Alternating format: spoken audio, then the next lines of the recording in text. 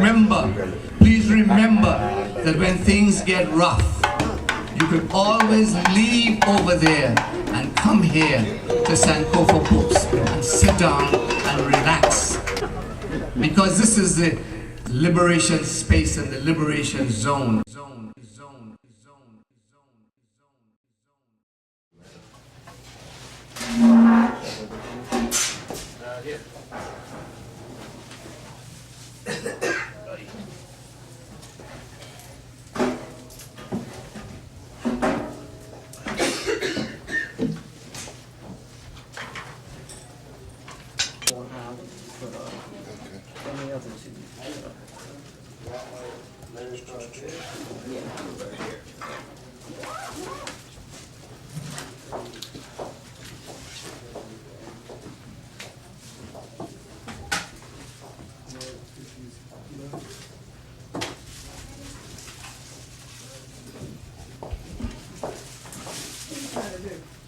Trying to put her in there.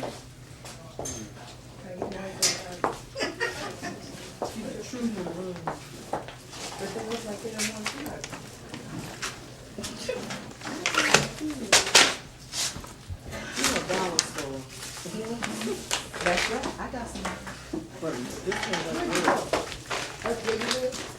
Oh yeah.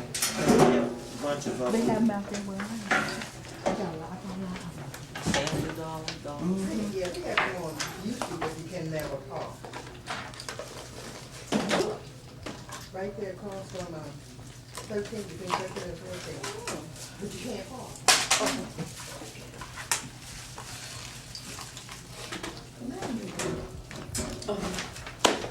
I know I started to bring Eve because her anniversary for her death is April the 11th. Well, I thought my mother-in-law had. Because this is her day. 23rd, but this is her day. Her funeral was on the 23rd, so I got it. And then when Peggy, my sister-in-law, is here. So, because I had kept a funeral program up with the camera.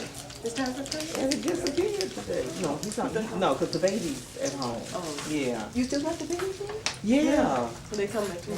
She been babysitting. Salon and Chris was supposed to come at noon. Well, they said they canceled all flights and consolidated one flight, so they have to fly through Trinidad, and then they have to, they come in the Dulles at midnight. God. Just anywhere. There it is, right here.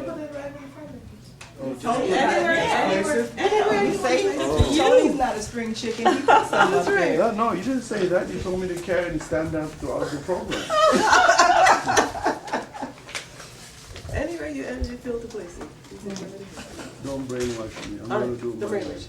Good job. You know what I'm talking about? That's right. Thank you, sister. Yeah, sorry.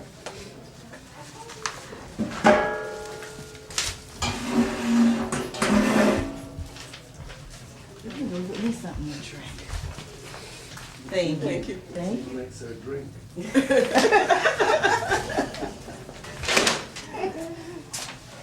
Who is that? Sandra's mother? No, this one. You were pressing game. That's why. I pressed for him too. You didn't? I did, but no, I got that game. Kai's destroyed me. Can't do that with a vengeance. I'm going to do it now.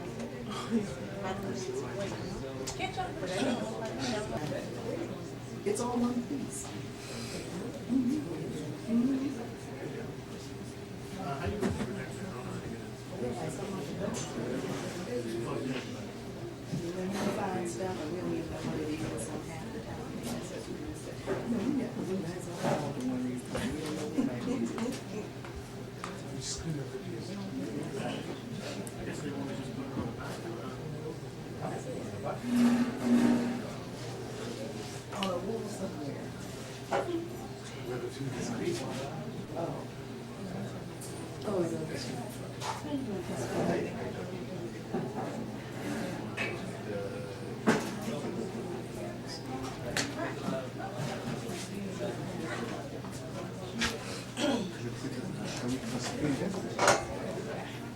Yeah, but I'm saying you got space enough to put it up? Is that the screen right there?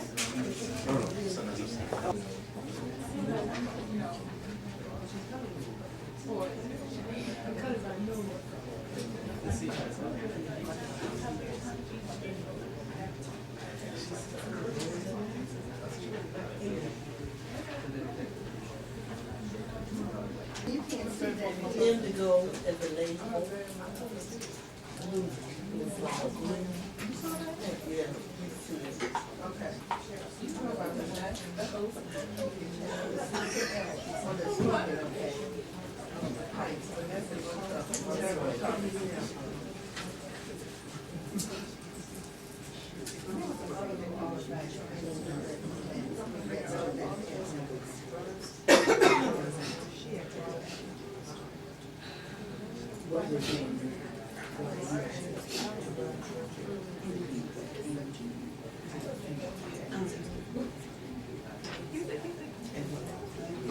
Put it anywhere if you love it. Yeah, I figured that one.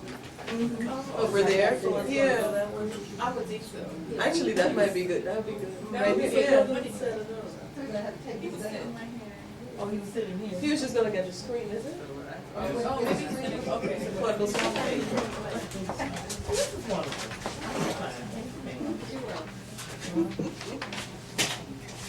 We decided to put it right there. Oh, that one? That way you don't have to make it easy. Okay.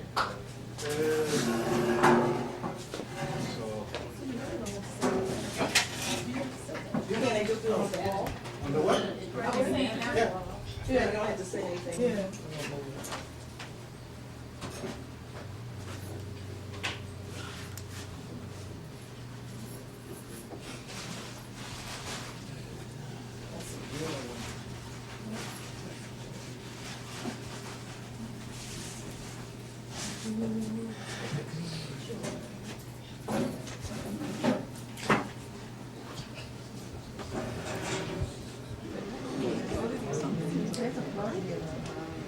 Okay, one side.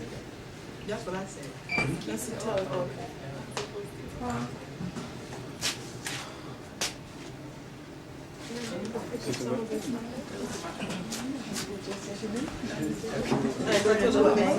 Oh, Angela. Yes.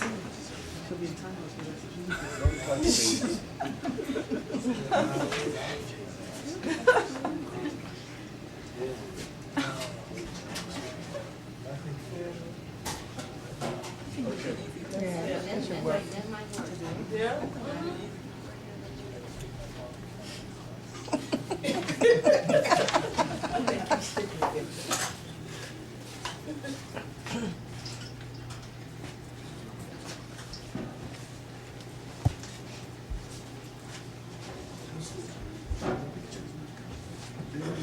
David.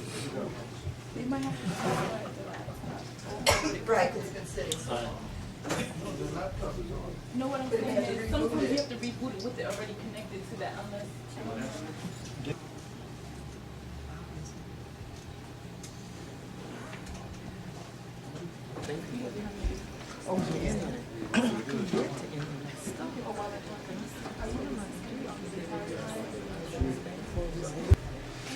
I asked that the lights be turned down because I think we have a very special evening this evening. The fourth in our series of Sankofa Video Books sponsored and the Good God sponsored and community sponsored events around the maroons. But tonight is the first time that you can actually feel the presence of our maroon ancestors and our other ancestors in the room with us. Maybe you felt them before, but tonight it struck me very deeply. So thank you, sisters, for bringing August with you and for bringing the feel of the ancestors with us tonight. I think you all know me. I'm Shirikiana Garima. And I just asked to introduce it tonight because I wanted to just maximize the feeling of the altar. And I'm sure the sisters will, do what they do, but this is the first time that I've experienced what they do in this way. So thank you for joining us tonight. I suppose we can bring the lights up a little bit now.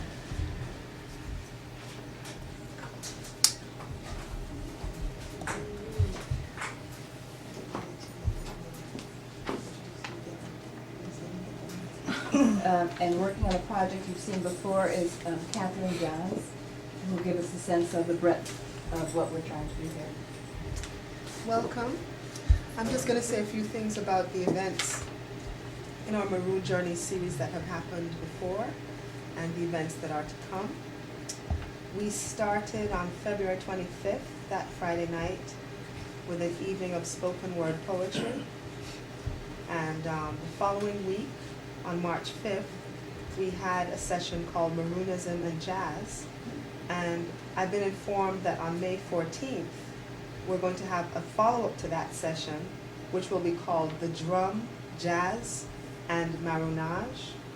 That will also be hosted by Acton Lynch, who essentially presented on jazz for us on March 5th. We had a panel last week Friday on hip-hop, which was entitled Hip-Hop, Self-Determination, Co-optation, and Struggle, and included both some discussion as well as some spoken word poetry again. And next week, we will have a session called Maroons and Ourselves, an Intergenerational Dialogue. The following week, on April 1st, we will have a session called Reconnecting with Rural Communities, Cultural and Economic Self-Determination.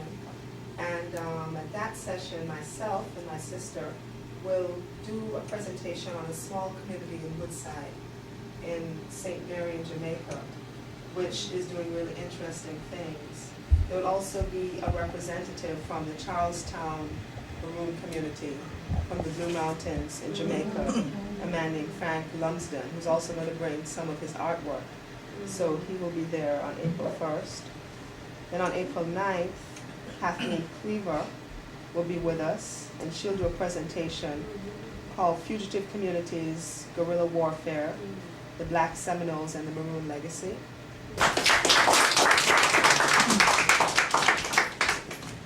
ADACI.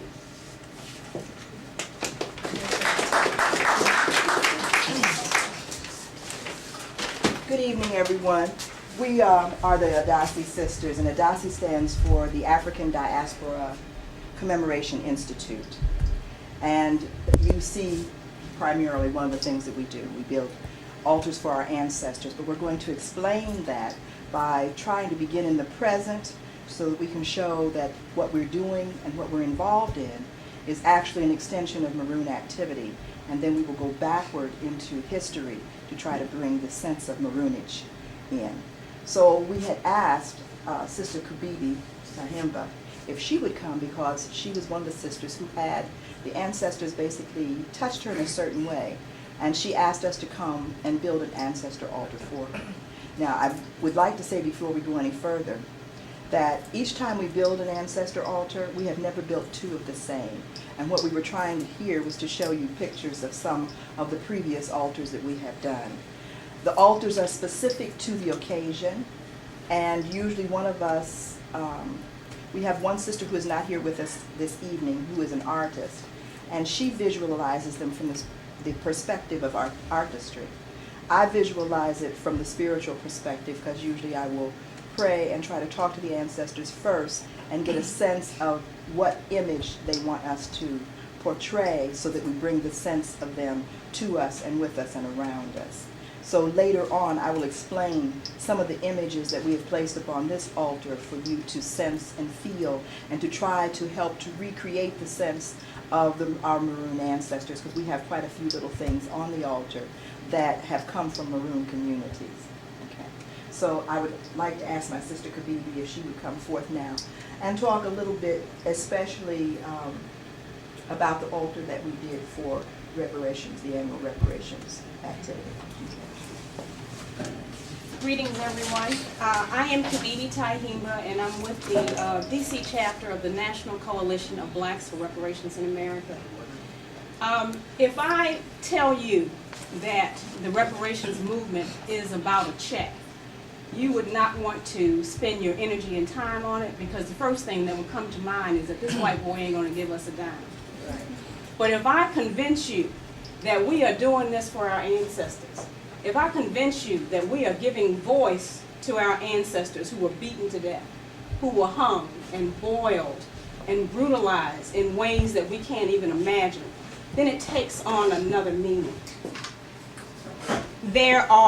Our ancestors' remains in this place, all around this place, that we need to resurrect so that we can win this war. And make no mistake about it, we are at war. Then it takes on another meaning. If you understand that we are right across the river from Virginia, where slave codes were started, and where all of the atrocities resulting from those slave codes started, then it takes on another meaning. Then you can fight for reparations. Then you can spend your time when you realize that you are giving voice to the immediate ancestors in your lineage and to all of those others, millions that we can't even begin to count. You can give voice to them. If you don't think that our symbols, our imagery has a power, then you only need to walk around DC and see that the Europeans have snatched that and put it all over the place. We don't know the meanings of those symbols and that imagery, and so it does not empower us. When I see what ADACI does with the altars, it started connecting the whole thing to me. And I talked to them about strategically building altars all around the city to resurrect that energy, because if you're going to call on ancestors, you need to have them elevated. You don't want to call on somebody who is still aching with misery, because when they come back to you, you don't know what form they're going to take and you don't know what the energy is going to do. But if you can have altars created where you can elevate that energy, then we can use it. Then we can call on those spirits. Our ancestors, before they came to this place, and even since we've been here, understood that. And that is why when you see us going into battle with the Mau Mau and other liberation groups like the Mau Mau, you see that the first thing that they did was to establish ritual, to make sure that people understood the seriousness of it, and they also understood that if they violated the oaths that were taken, then there was going to be something greater than themselves that was going to come down on them. I'm sure that you saw that symbolism in Sankofa in the film, when they went into the woods and the sister had on her raffia skirt to do the rituals there. You probably saw it also in Ottawa before they went into battle. I'm sure that there were periods of time for prayer, for drumming, and for dancing to energize the warriors to ensure that they win. We have to do the same thing here. We have to do it all over the country, because we've got, even today, our children killing each other and dying in our communities is on the ground, and even after it's cleaned up, that energy is there, and we continue to walk over it. Something has to be done to, once again, elevate that energy. And so I've talked to ADACI about building that altar wherever in Cobra has its events to elevate that energy. We've also noticed some very important things. You know, when we start talking about reparations, it can become a very contentious subject, and we break out into arguments because we put the names of their ancestors on. Interestingly enough, they come in the room and the spirit is altogether different, because they are reminded that what we are there for, once again, is to raise that energy and give voice to our ancestors. I encourage you to do research on this area. Brother C.R. Lynch is very, very knowledgeable about these various areas around the Virginia area and all throughout D.C., where we had maroon communities, where we have burial sites with our ancestors there that people don't even know about. I encourage you to find out about those, and in your own way or collectively, go there, say prayers there, raise that energy up, and let them know that we are working hard to give voice to them. We are working hard to bring our communities back together, and we are working hard to heal and repair ourselves and ensure that we come out of this mental slavery that we're in. So I would like very much to introduce you to ADACI, and it's very, very special standing in front of this altar today, because this is the strongest one I've seen yet. You are in a very special place, and this is all about creating a sacred space. Thank you. I really wanted us to be able to sit so that we could dialogue as we're going on rather than to make speeches. But I also want to add to some of the things that Kabibi has talked about.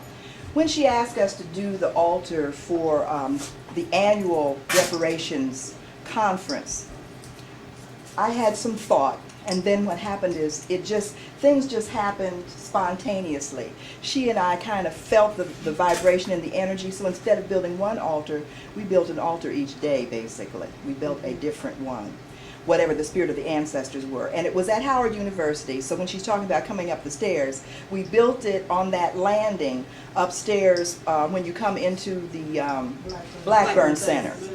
And it was so large, it just kept growing. And it took that whole front area. But what it did for the people, first of all, we're going to talk about reparations. Reparations means repair. And if we basically deal with the issues of what our forefathers have gone through and the remnants of that and how we're experiencing all of that now, then we know that we as a people are in need of repair. Because if not, we would not have the kinds of things that are happening in our communities.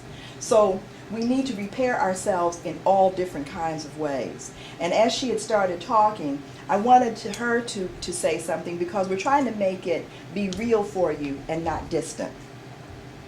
When we talk about energy and our ancestors, let's not always just think of our ancestors that died in the Middle Passage, the ancestors that came up, so on and so forth. All of us at this point have someone who is dear to us that we have lost recently. The African way says that a person cannot become a revered ancestor unless they lived a life of iwakele, a life of good character. So it's only the good ancestors that we're calling on. The ones that didn't do right, they can stay where they are. We're going to call on the good ancestors to help us. Now, what would be the purpose of it? Number one, as she's talking about, here we are in Washington, D.C. An altar is a focal point. It is a physical reminder of what is spiritually going on in the universe that we don't necessarily pay attention to. Now, why is it important? Because we have the Washington Monument. We have a place for Lincoln, and we have all of those things, and all of those that are called monuments are actually shrines. They are altars revering those energies, those forefathers, and what they did to create this place here.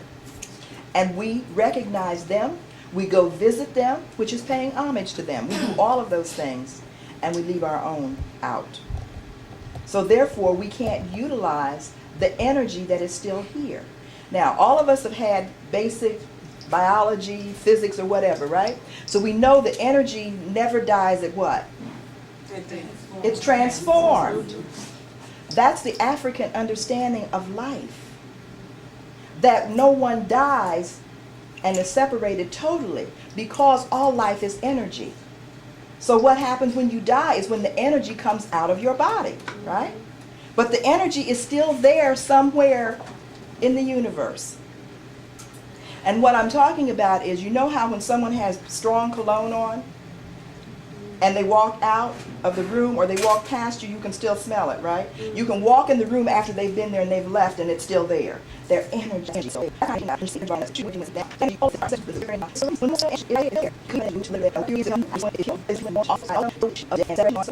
I know I use the film Sankofa in my class every semester.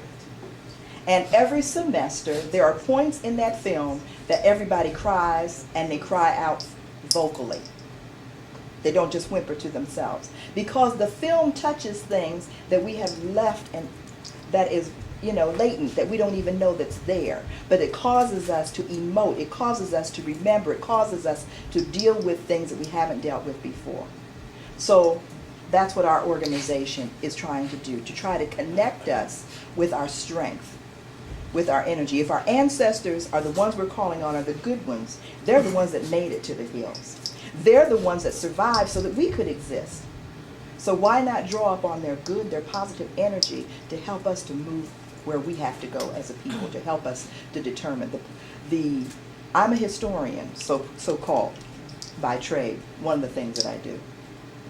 And I tell my students all the time that one of the purposes of history is to provide us examples of things that have already occurred so that we now can go back and examine them to see what went right what did not go right so that we can use that information to determine our own futures. And that's what we're also trying to do here with ADACI. But we had thought that we would be able to share some things with you. We didn't intend to be standing here. We had planned on showing you videos of the altars while we talked and shared.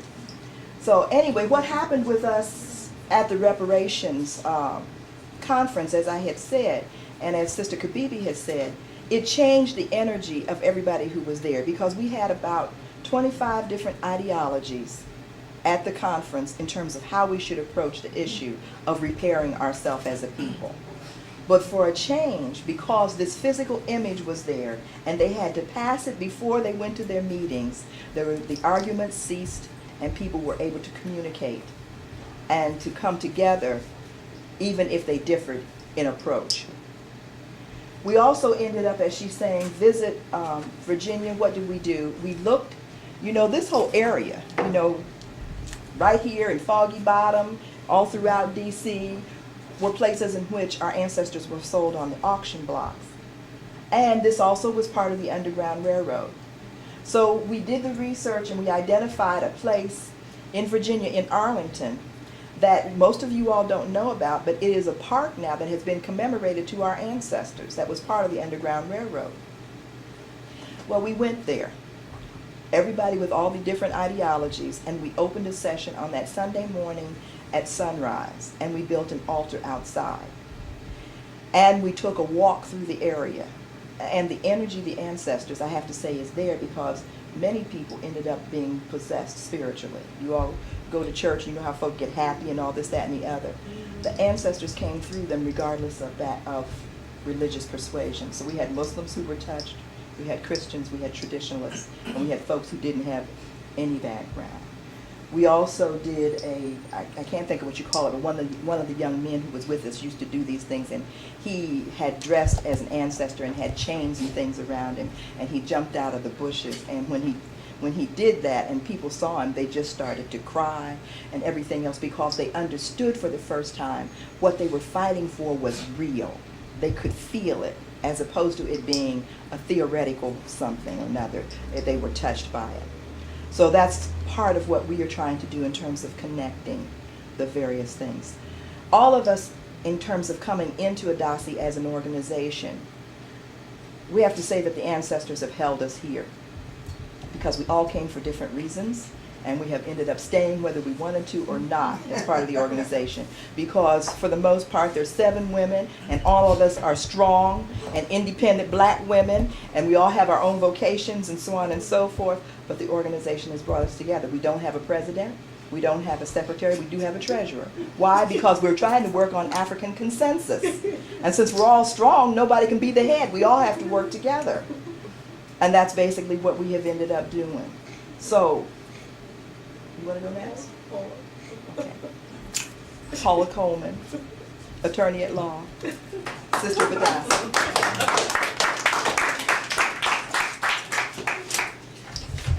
First of all, I'd like to thank all of you for coming. This is just so wonderful. We are also very touched.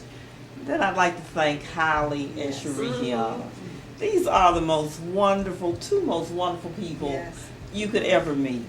I feel just honored and blessed that we are able to do this here, and they're so kind, and yet they embody the whole idea of Maroonism, which is resistance. And these are the kindest people I know, but they're also the toughest people I know, and so I've always thought that it was very interesting how they were both able to combine those two energies and be so effective. So I really want to thank them for inviting us into this, what I consider to be very sacred space. Our organization is 13 years old. I think we're celebrating our 13th year in June. We are going to piggyback on to Holly and Sharikiana's concept of Maroonism, and we're going to have a resistance film festival, a day-long film festival, June 18th, Saturday, June 18th. location to be announced at some point, but keep June 18th, Saturday, June 18th in mind. And hopefully we would really like to have Holly and Sharikiana to present as part of the panel.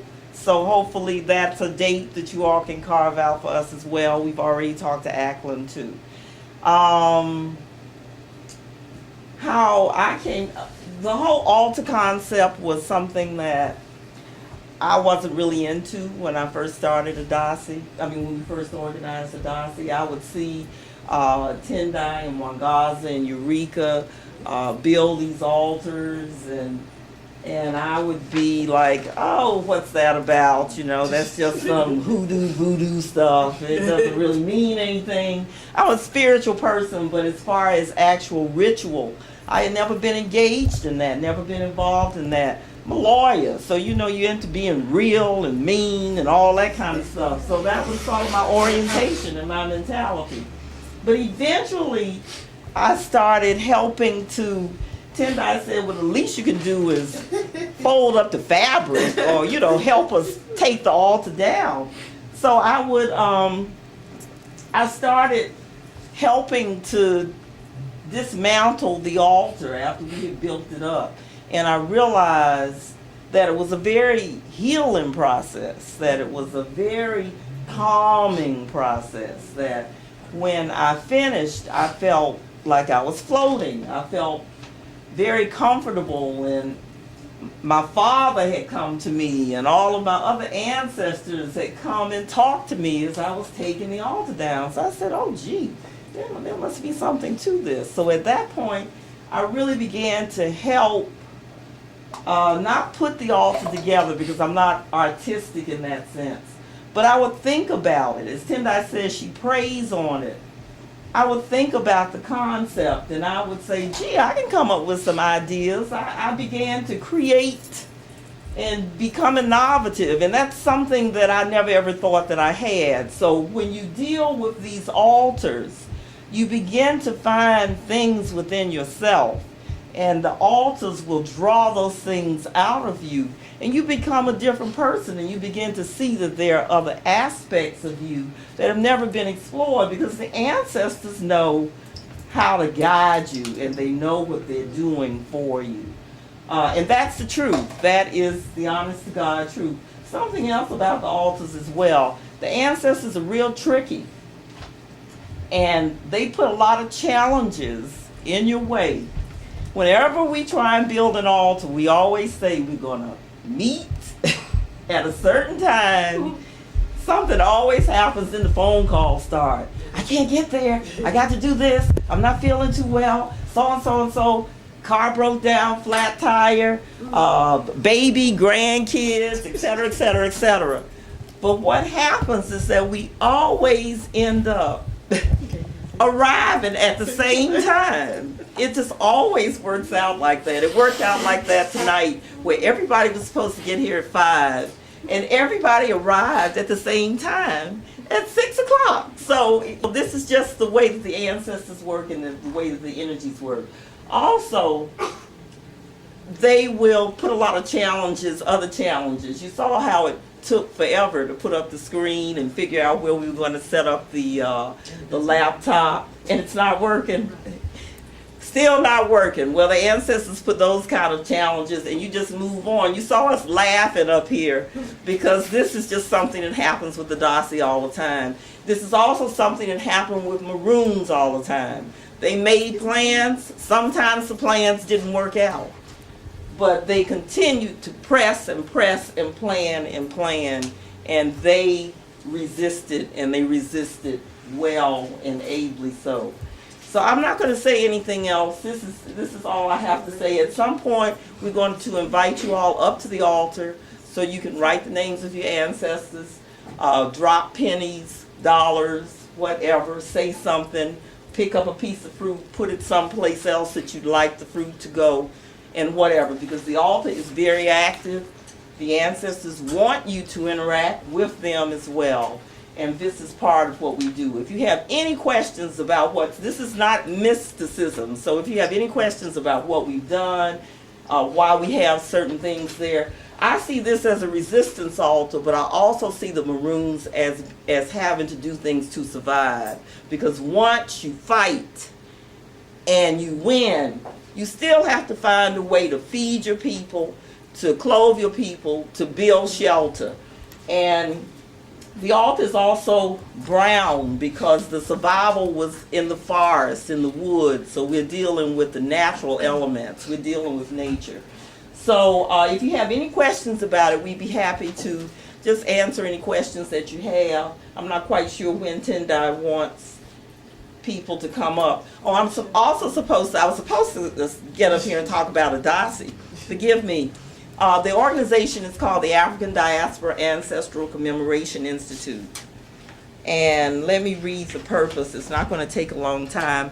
I'm using Sister Kabibi's 1.5 reading glasses from the dollar store, and I'm struggling. Tell them where I got it. I got some that didn't come from the dollar store. You want those? You want mine? Oh, yours didn't come from the dollar store? They're reading glasses. Yeah, I think I'd do a little bit better. Mine about 1.7. Okay, thank you. Benty, is that you back there? This is another one of our organization members, Benty Soul. I couldn't see back there, but it looked like your shape. Face shape. I'm going to read the institutional mission of ADACI. ADACI is dedicated to institutionalizing the commemoration of the millions of Africans lost during slave trades. We were founded in 1992 as a nonprofit corporation in Washington, D.C. Our purpose is to celebrate the extraordinary collective fortitude that has sustained Africans and their descendants through this massive loss, to examine and better understand the circumstances that lead to and sustain this loss so that it will never happen again, acknowledge and strengthen a common bond that connects Africans around the world, and reaffirm the ability of Africans and their descendants to overcome obstacles of enormous magnitude in the past and fortify the inherent strength that has enabled Africans to advance now and in the future. This reaffirmation is intended to serve as a catalyst in the development of a course of action to remove barriers to self-determination. So we do more than simply build altars, which are very important. We are also very purpose-driven. So we basically have certain types of activities on a yearly basis. We have an educational forum. We have an interfaith service, which is what is taking place tonight. And we generally have some type of a cultural concert as well. So we invite you to our ADACI celebration, our all-day film resistance celebration on June 18th. We thank you again, Holly and Sharikiana, for inviting us into this space. And if you have any questions after we complete everything, just please ask. We're very people-friendly and approachable. All right, thank you. The disc, it's over here. Sure, that there was the Millions for Reparations march here in Washington, and we had ADACI set up an altar at Bethune, Mary McLeod Bethune at the park there, and the altar was in front of the entire span of the statue. It was very windy that day. We had Nana Kwabena Brown, who was an Akan priest. He came down at about 5 that morning, and they did a ritual at the reflecting pool and brought some of that water there to place on the altar once the sisters got it completed. There were brothers and sisters from across the country who came in for that day. Not as many as the organizers had planned, but there were people from around the country coming in. And there was an opportunity for them to put the names of their ancestors on little placards to put around the altar. As I said, it was very windy. The winds knocked down everything except for these little paper cards that you would expect to have gone off in the wind. They did not move the entire time we were there. And I think that we were there for about 3 hours with everything around it flying all off. flags flying, everything flying all off, but those little cards did not move. There's something significant about that. I personally also feel that it's significant that this projector is not working to show electric images behind a sacred space. You know, you have to look at things a little bit differently. Maybe there's no reason to show images of past altars, because what is important is what is being done now in this space. And so those are some of the kinds of messages I think that we have received. I'd also just like to reference real quick again, may I suggest that you go to Heritage Park. It's in Arlington, Virginia. There are only 10 grave sites left with the little tiny markers that you would probably see in the 1800s. With these grave sites of our ancestors, across the water is a Confederate cemetery. Okay, but on that side where they are, unfortunately, the whites who live in that area, they walk their dogs around there and all that crazy stuff, but you can still feel the energy. The first time that we visited that space, there was a very strong energy that came through, and she talked about the challenges that they had, because again, that was a swamp area. It was very overgrown. It's got a lot of animals, vegetation, turtle, rabbits, things of that nature. And she talked about how they had to live down in that swamp and eat that food as best they could and survive, because they were surrounded by the enemy. And they did that, and people died. People went crazy in that area. People had to do whatever they had to do. They would have to kill the white soldiers in the dead of night to make sure that they didn't get a chance to go back and warn others about the fact that they were living in these swamps. So that is maroon energy.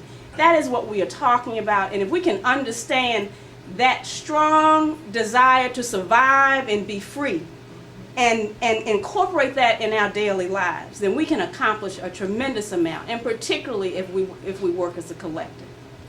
I want to add on that just a little bit, and then since we want to take your question, sister, when we were there in that area, talking about swamp and all that sort of thing, that's one of the things we need to understand in terms of maroonage. That maroon communities took place everywhere that there was slavery. Not just in the islands, but throughout the United States as well. Everywhere that there was slavery and there was harsh living, everywhere that our ancestors were, there were also maroon communities. Because one of the forms of resistance was to run away.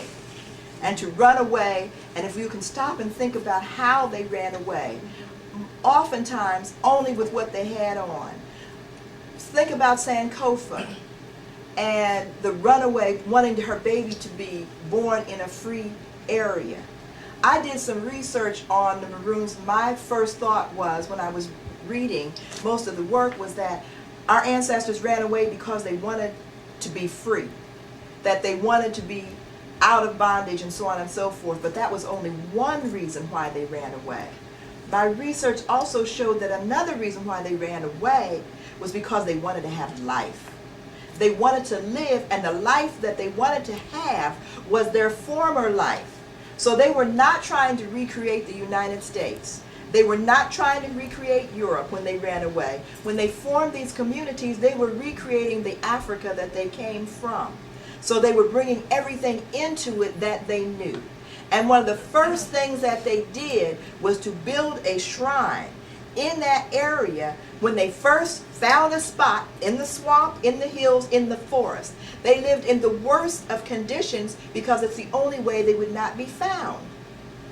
Just think about it. You run with the only thing you've got on in the wintertime here in the woods with all those animals, and you don't have anything to protect yourself. So they couldn't run that far in many instances. They had to live close to wherever they had been enslaved because they depended upon the things that were nearby to help them to survive. What did they do? The nights and when the other slaves would have a rebellion, they would sneak in, or those who were rebelling would do it for the purpose of being able to steal some implements for them so that they'd be able to survive. Steal a hoe, steal a gun so they could protect themselves, steal a knife so they could kill an animal and be able to eat with it, steal something so that they would be able to make a fire, to cook some food, but they'd have to be far enough away that the smoke wouldn't be seen. So we have to think about all of those kinds of things when we talk about the hardships and the experiences of our ancestors, because those were really their experiences. There was an African who was a Seminole. Seminole means wild thing. It does not mean just indigenous or Native American people. African Abraham was interviewed at one time. We do have a few of his words. And one of the things he said was, we continue to fight because we have 2 Seminole wars that almost bankrupt the United States. And it was the Africans who were doing the fighting more so than the indigenous people. It was the Africans who said, do not sign treaties with them because they're untrustworthy. And it was the Africans who were the interpreters for the indigenous people, the Native Americans, to interpret for the Native Americans to work with, to deal with the Europeans, because they already understood their culture, because they had lived in it, they understood their language, and they were multilingual, bringing that with them from Africa. But he said that we have run away to start these communities because our loved ones are as dear to us as any man's. What did he mean by that? They wanted to live, they wanted to love, they wanted to have life as they knew was necessary to continue the race.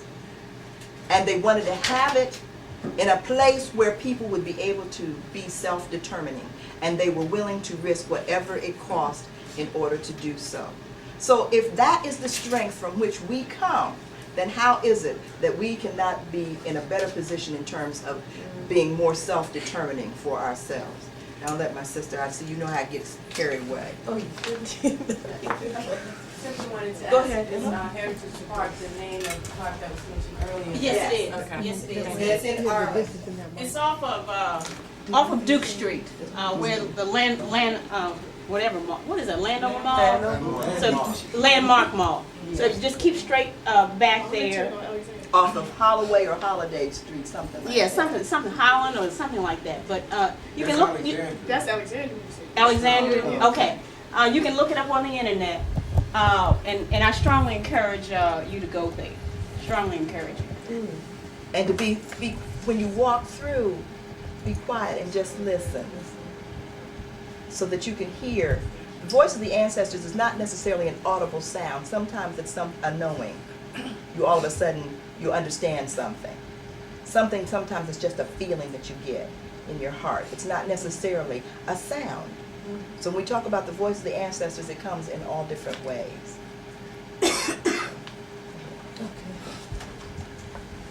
Peace and blessings, everyone. Greetings, greetings. I want to begin by first thanking directions. I'm not good at that. I want to first begin by thanking Shirikiana and Hailey, and I'm beginning to swell up inside. These are 2 very remarkable individuals. I know Paula said it before, but when I think of them, I think of powerful, creative, unbending, not uncompromising when it comes to their people and their culture, loving, kind, giving. And I think it was an honor for ADACI to have been a part of, working with Sankofa. It was truly an honor for us, and it has been a strong relationship ever since. We may not see each other every day, but the feelings are deep, deep, deep inside. I'm going to begin. Tenai asked me to just talk a little bit about the beginning of ADACI. And I'll begin by saying that you never know when, how, or why the ancestors will work with you, through you, around you, and for you. You just never know. It happens. It just happens.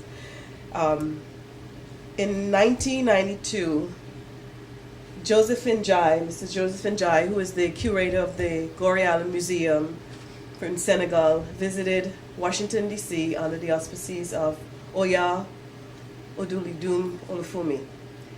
And he visited us at Conqueron, West African Dance Company. Some of you may know Conqueron. Paula Coleman is a member, I am, and also Mangaza Bandele, who's not with us this evening.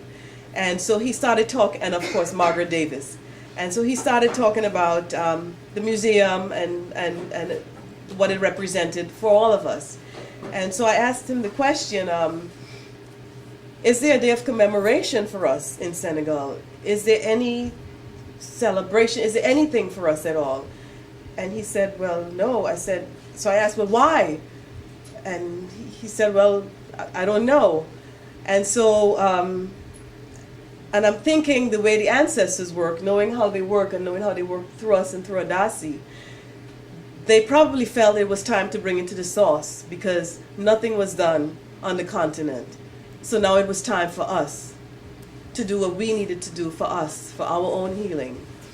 And so within a couple of months we started communicating, and then before you know it, and they always know who to choose, when to choose them, and how to choose the people that they want involved. And so Paula, Mangaz, and myself, we sat down and we started discussing ADACI and where we were going to go with ADACI.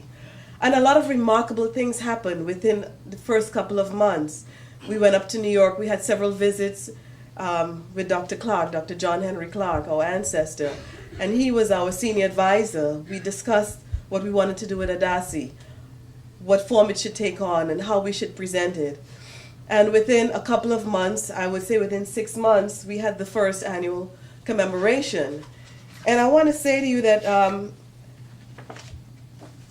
and I'll have Paula come back and explain a little bit more about the logo, because some amazing things, some transformations that went through for all of us took place when this logo was given birth.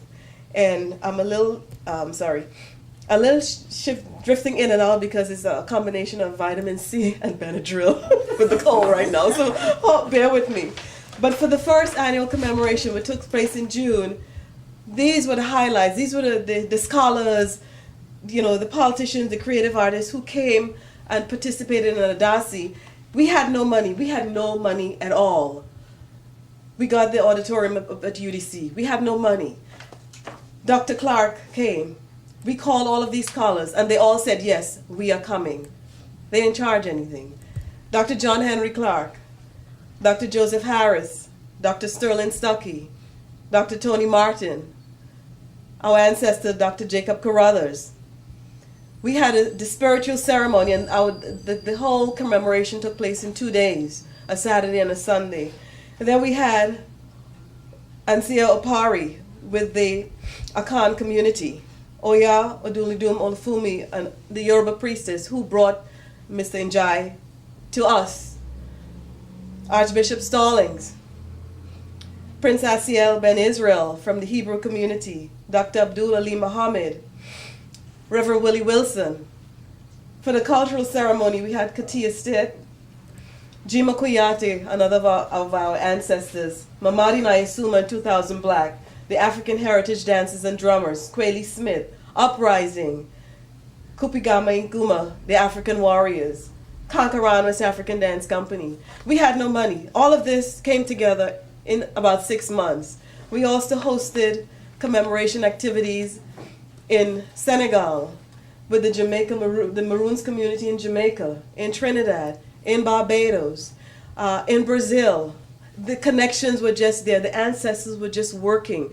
We picked up the phone, we called, we communicated, and people just said, yes, we want to do this. We want to be a part of this. And it just happened. It just happened in months. And so, that is sort of like the beginnings of ADACI. And of course, within a year, Sister Tendai and Janu and the others took it to a different level with the development and the growth of ADACI. And the altars came in, and it just took us to a whole different level.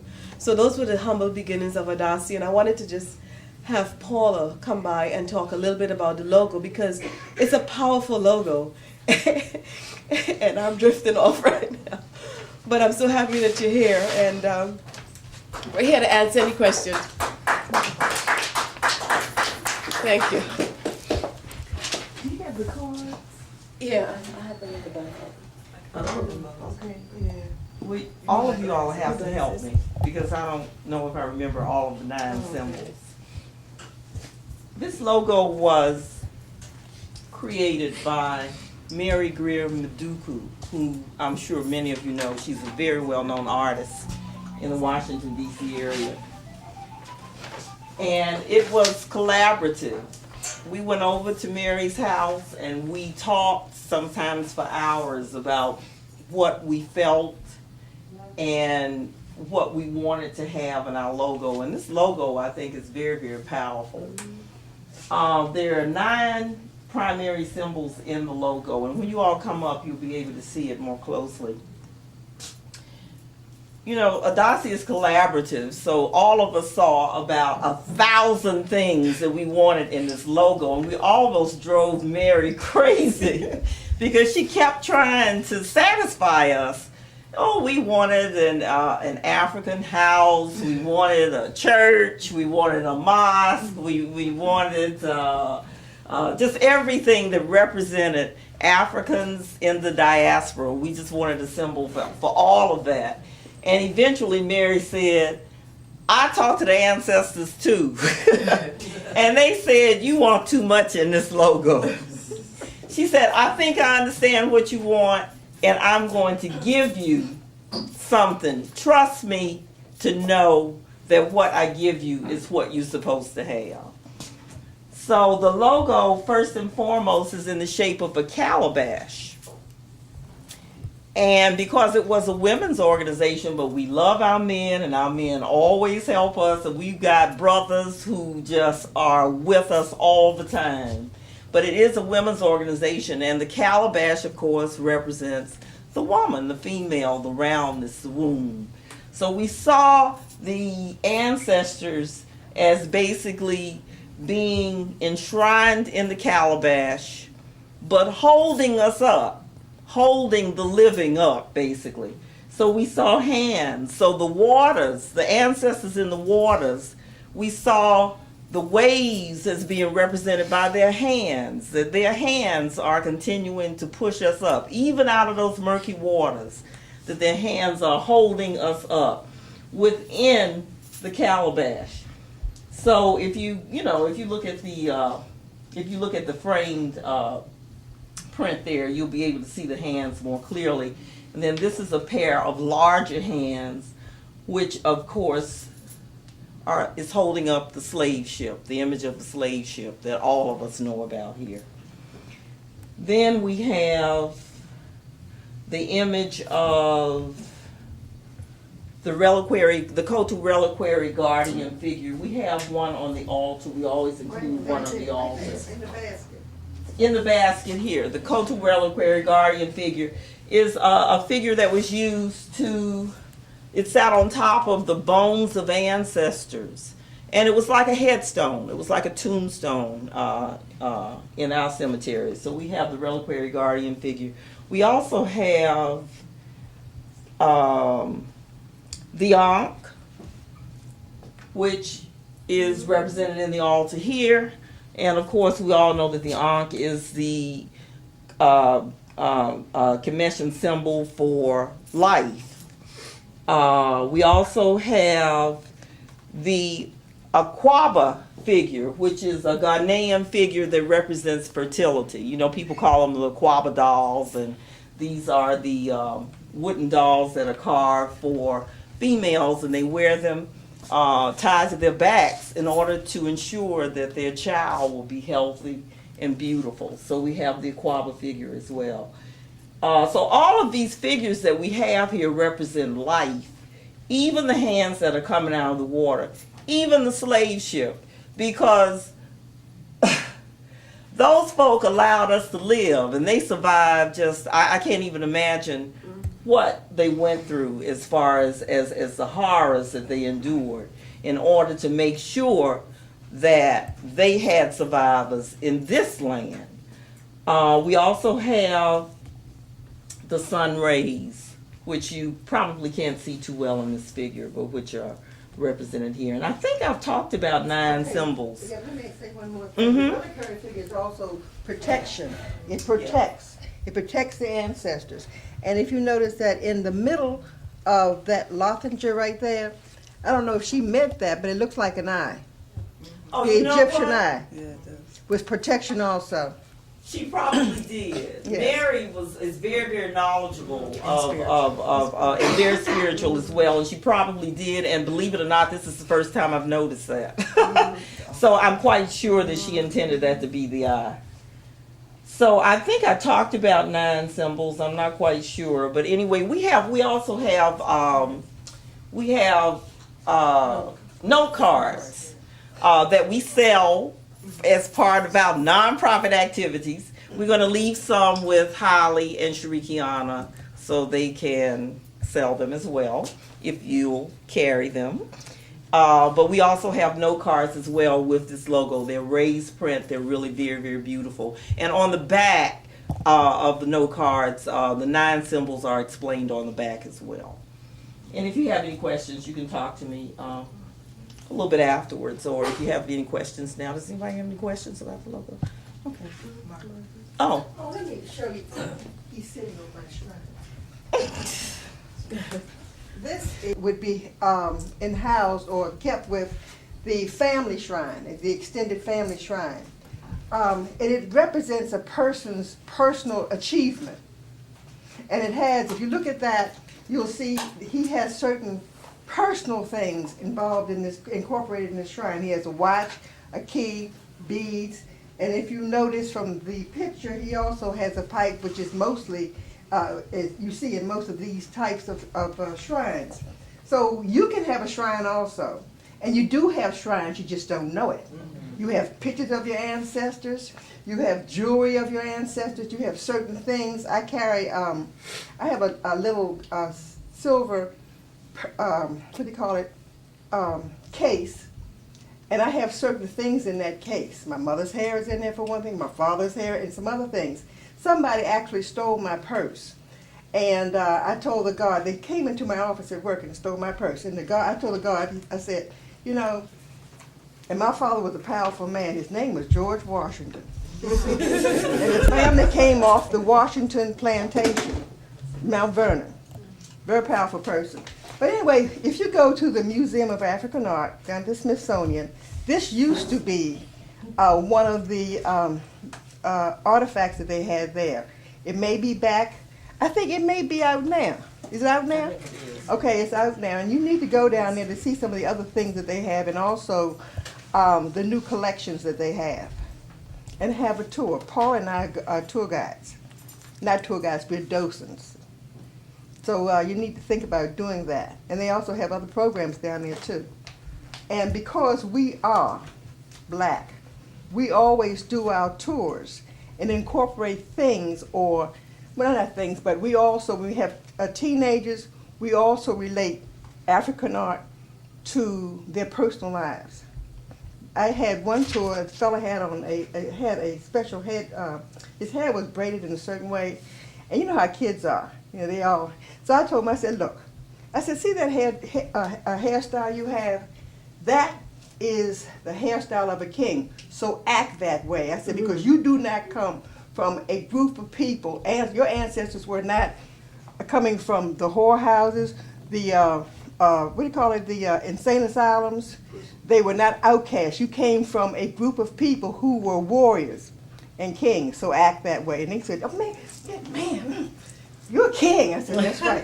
I mean, after that, I had no problems with them. Because you know how kids are in the groups, they sort of have to go with whatever the teacher says do. So it's interesting. Once you tell them, they're okay.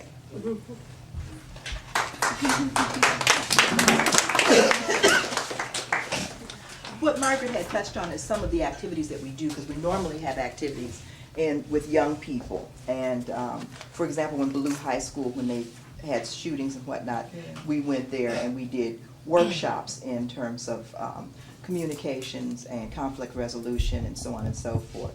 So we try to work with the young people to try to help them connect with their spiritual selves, with their ancestors, because as I had said earlier, all of us know someone who has left here that we're still close to, that we think about, that sometimes we think that they talk to us or we talk to them even though they may not be in the room. Everybody does that if we admit it at some point or another. That's what we mean by communicating with the ancestors. It's not something that is so far-fetched that you don't do it or can't do it. We haven't done it in a formalized way, which is one of the reasons why we have ADACI, so that we could formalize our commemorations, because we as a people have not commemorated the suffering of our ancestors, the survival of our ancestors, and the living of our ancestors. And that's what the organization is supposed to do. One of the things that one of the sisters had touched on, and I'm saying we really had wanted to, we were going to be talking while you all were watching the building of the various altars, so that then we could ask you to come up and add your ancestors' names to it. But what Kabibi had talked about when she was saying about the ancestors' names not blowing over, that's what's in this basket. From then on, we carried the names, and we add them every time we build an altar. We add additional names to that basket, so that we have more and more names of those that we are commemorating. Our old African adage also says that if you call a person's name, then they continue to live. So in writing their names, that's one of the things that we're able to do, so that their energy, their spirit, their positiveness is with us, and that we can draw upon that. One of the things I would like to say, though, as a historian, that we don't often deal with is the fact that Maroon communities were created in Africa as well, because our ancestors did not leave just from the coast. Oftentimes, our people were walked hundreds of miles through all kinds of terrain and through various other peoples whose language they necessarily did not know, whose cultures were different, and so on and so forth. So they changed hands many times before they got to the coast to be shipped off. Many of them ran away, even in the process of trying to get to the coast before they were shipped to here. I have an article by Miller. It's called Death Before the Middle Passage. And basically what he has surmised is that only 30% of those who originally started actually lived to see their masters in the New World, or here in the West Side. So that was how many that we have lost, that we don't even recognize, that we don't deal with at all. But many of the communities that exist in Africa, as a result of those running away and starting Maroon communities, and also then reintegrating themselves into those new communities there, have also changed the cultures that existed there historically, so that they are also different in Africa as well as in the islands as well as here. One of the things that the film Sankofa also showed us was the interchange that occurred between the islands and the U.S., and that people were constantly moving back and forth, and I won't go further into it because I'm sure my sister Cleaver will deal with that when she deals with the Black Seminoles, because of how Florida was populated, okay, and the fact that Africans were there first, okay, before the Native Americans came in the last bit to become Seminoles. But what I have here was something that I wanted to share with you, because as I was saying, most people are unaware of the fact that we had many Maroon communities in the United States. Now we have a Maroon community right here in Washington, D.C. It's called Sankofa Books and Video Store. So when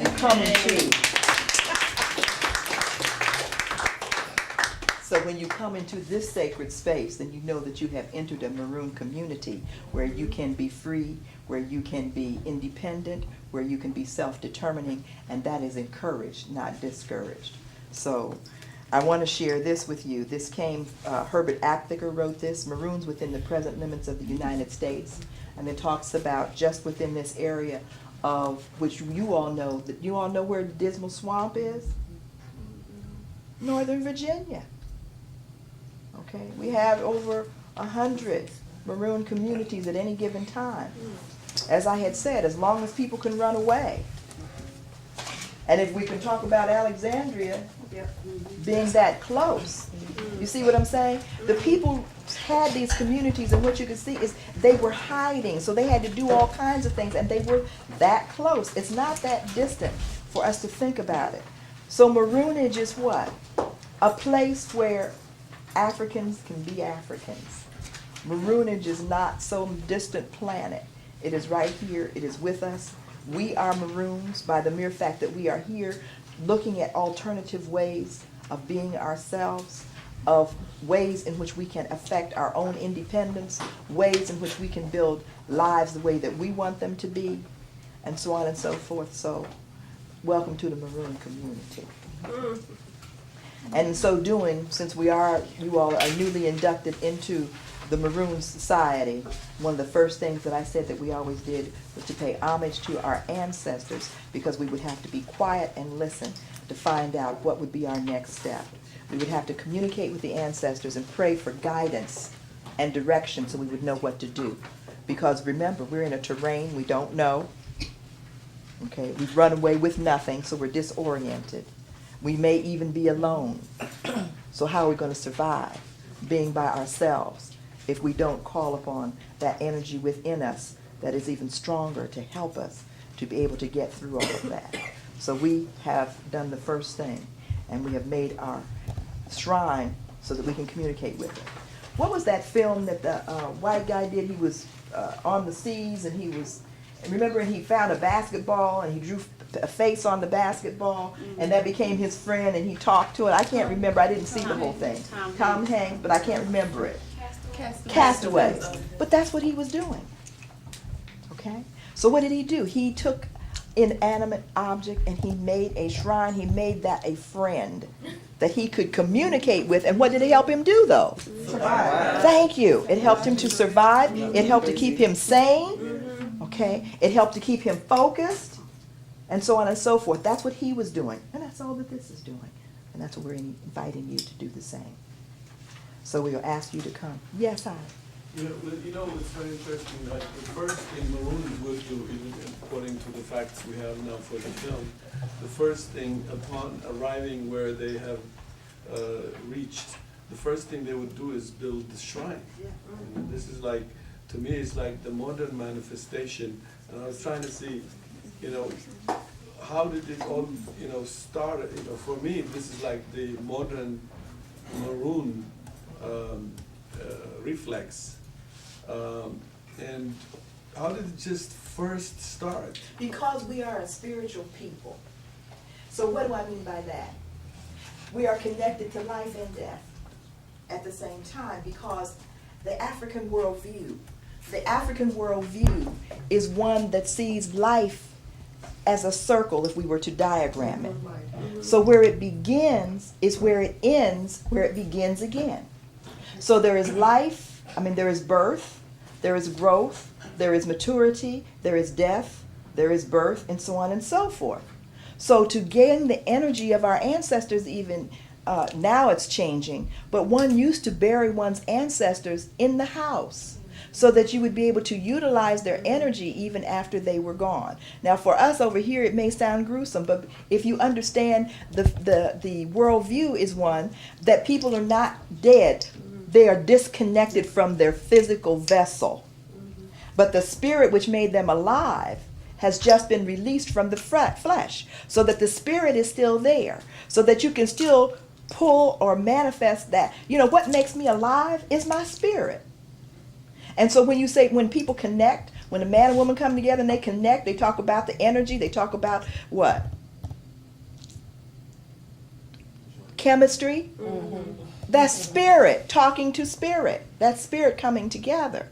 So as a people, the first thing in terms of doing it, like I said, if you're alone and you don't know where you are or anything of that nature, the first thing you're going to do is try to root yourself. Ground yourself into something that you know. And the first way to do that is to try to find your spiritual center, find help. And if you're by yourself, what are you going to do? The first thing, what happens to when something goes wrong with you? You might not go to church, but as soon as everything goes wrong and you are afraid, what's the first thing you do? Pray. Thank you. So that's all they were doing. Making a physical representation, a focal point that they could go and pray to. It's a focal point. Something that would be a jog your memory, a reminder. And so that's what it existed as even in Africa. People have always known. We are the first people to know that there was only one God, but manifested in everything that lives. Okay. You know, we are so disconnected from our traditions, and so we do things and I don't think we know. If I could ask you, Haile and Shirikiana, when you first entered this building, when it was empty, what did you do? Did you walk through and visualize yourself in here? Yeah. That's the whether same we thing. know it or not, you are walking through and visualizing yourself in a space. You are saying a prayer, whether you perceive it as that or not. You are saying a prayer. You are sending your energy out in this space that you're about to come into. You are thinking about all the things that you want to happen in this space. And so you're helping it manifest and come into you are being. bringing it into being. So we don't even know those kinds of things. When you buy land, the first thing you go out and do is put a stake down. This is mine. You know, I'm saying that we might not understand it totally, and we might not know to get implements from our ancestors and whatnot to put around it to protect it even further. But those are the things that we do know, and we do them instinctively, whether we know what it means or not. Well, let me just tell you what we did. Just to, I wish my sister was here. She's now back in Ethiopia. But when we finally paid for it, or at least finished signing the contract, my sister, we came here. We had like we did libation first, but in the Ethiopian form, there was this holy water she brought from Ethiopia from a certain monastery. And she went around sprinkling it. Well, so we know that's real. Well, I can show you that. That's why we have water on the but I altar. still, the other part I think also is like in terms of, like you look at Brazil, Suriname, Belize, even in the Dismal Swamp, etc. To me, the Africans running away also knew that it is a declaration of war. When you run away, when you declare your freedom, there's inevitable war you anticipate. And for me, those shrines, like I've seen them in Suriname, photographs from Suriname, especially in areas where they have not perished. You see them to be the landmarks of where the meditation, the spiritual link that takes place before going to war. Or all runaways will not enter the village without also going through the process of certain shrines. You'll have to go, like the Japanese have, for example, there's this thing they call a green tea ceremony. And the house, when I went to Japan, you have to crawl into the house, into this little house, and the door, the way it's fixed to have, with those host people to have your tea, you have to go through this hole that erases any arm you carry. It shaves it off of you. So like the samurais could not go into this place armed. So what the actual structure of the house, the door, shaves any sword you have, because you can't enter into the shrine to have this tea ceremony armed. And so to me, it's like it's a very, on one hand, very universal, but very particular to Africa and Africans in the diaspora. That's that's the resistance aspect, the struggle, the war, the declaration, the landmark. Because unlike nowadays, like Adwa, as you were talking about, they had to get permission from the high priest to kill Italians before, though the Italians were aggressors and they have come. The emperor had to go to church, pray, and then he was blessed to go to that war. And if I could, go ahead. I'm going to add to what you were saying, because throughout the war, the priests were in the background continuing the prayer to keep the energy up. Yes, yes. And that is indicative of the way that war was waged by our people anyway, because it took place in the mind and the heart first. But we also, because of the value, the way life was valued, you don't even think, though you're going to war, you don't slaughter without getting permission, because you have to be absolved later so that you can move on, with your life. So you had to pray to try to get the energy on your side and get permission, because there's no such thing as an unjust war, because they would have to get justification before going. Okay, well, let me add another thing. In terms of Africa, for example, from South Africa to Gambia, one of the things Europeans first did, before even slavery, was desecrating and denouncing shrines. Yes. Oh, yes. Because shrines were the point of the destruction of the African people. The destruction of their shrines was the beginning of the destruction of the African struggle. And so the disfigurement, displacement of the spirit of Africans is the curse that we carry to date. Let me say something. Yeah. I'm sorry. Let me just say this. But let me tell you what they did. See, the Africans always had a cross, the cross. But in the when the Nkisi figures, they have the cross, but the Africans put the Nkisi figures on the cross. Well, that's later, but I'm really talking about like in the 1400, as Europeans came to Africa. One of the things is they found out to convert Africans into Christianity, what was resisting was the ancestral figures, for example, like the one you have here. And what they did was they would collect Africans they had bribed to communally burn African ancestral figures. It is documented, later on it's even filmed, that Catholic and non-Catholic Protestant priests making Nigerians, South Africans. I have a book from South Africa where the priests were accounting to the church how many shrines they burned, or they helped Africans or convinced Africans to burn.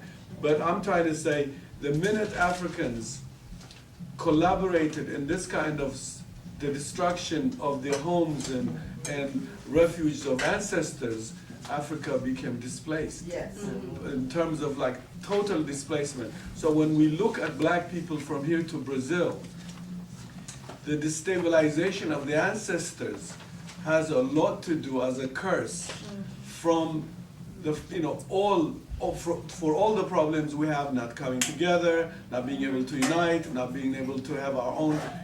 We are the most divided people due to, I think, the displacement ancestors, because when one's ancestor is displaced, the equistic relationship, the spiritual equistic relationship you have is destabilized, and therefore until we resurrect them, sprout them and nurture them, which you are doing, we will never place ourselves again, because all the struggle is tried in Africa.